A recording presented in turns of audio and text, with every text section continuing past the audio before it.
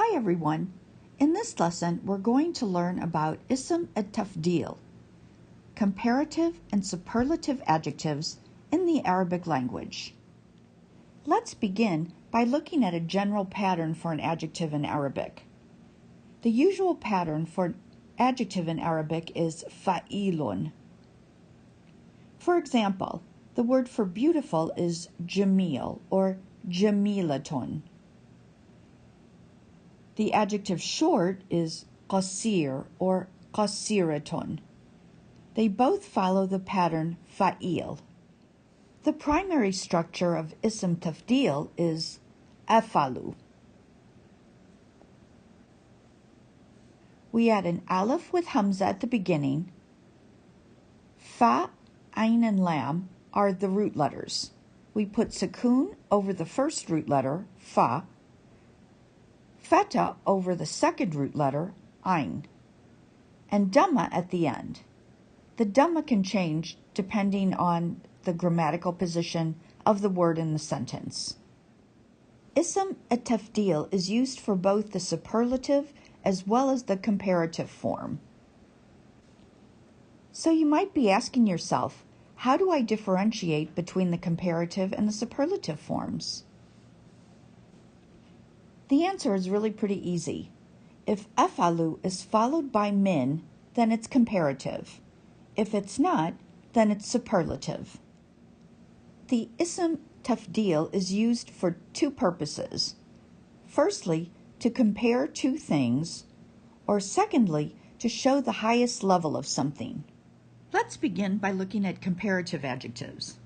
Comparative adjectives generally follow the afalu pattern, regardless of whether the nouns they are describing are masculine or feminine, singular, dual, or plural.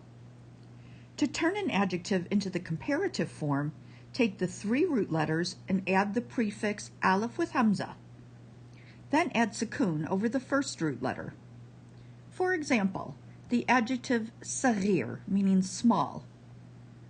We take the three root letters, sod, ghain, and ra, and to them we add an aleph with hamza, and then put sukoon over the sod, the first root letter. We follow that by adding min, so it becomes asghar min, smaller than. So saghir becomes asghar min. If the root letters include a doubled consonant, i.e. the second and third root letters are identical, then these are combined in the comparative form and a shadda is added. For example, jadidun becomes ajidu min, newer than. Or qalilun, few, becomes akalu min. Let's look at a couple of examples of comparative sentences. In the first example, we have Bilalun atwal min Hamidin. Bilal is taller than Hamid. In the second example, we have Layla atwalu min Bilalin. Layla is taller than Bilal. In both cases, we use atwal min. Atwal is the ism tafdheel, and it's followed by min, which is translated as than. Taller than. Now let's look at superlative adjectives. The superlative form takes the same pattern as the comparative form, but we don't use min after it. It's used as a noun rather than as an adjective, and it's followed by an indefinite singular genitive noun, a definite plural genitive noun, or an attached pronoun. Let's look at some examples. Layla hiya atwal bintin fil fasl. Layla is the tallest girl in the class. Atwal, the ism tafdheel, is followed by bint. Bint is an indefinite singular noun in the genitive case. Let's look at some more examples.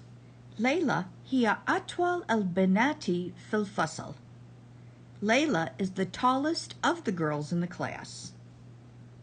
Here, atwal is followed by البنات. It's a definite noun that's plural. In the third example, we have هي أطول هن. She is the tallest of them. Here, it's followed by a pronoun.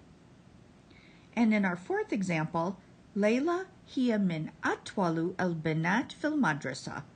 Layla is among the tallest girls in the school. Now it's your turn. I'd like you to change the following adjectives into the comparative and the superlative forms. We'll begin with Jamil. Jamil means beautiful. The feminine form is Jamila. In both cases, we use أجمل. أجمل for the superlative form, or أجمل من for the comparative form. What about قصير or قصيرة? قصير is the masculine form for short, and قصيرة is the feminine form for short.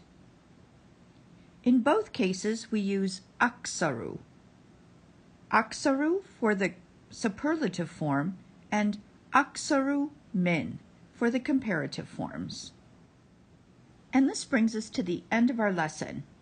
Now you should know the difference between the comparative and the superlative adjectives in the Arabic language.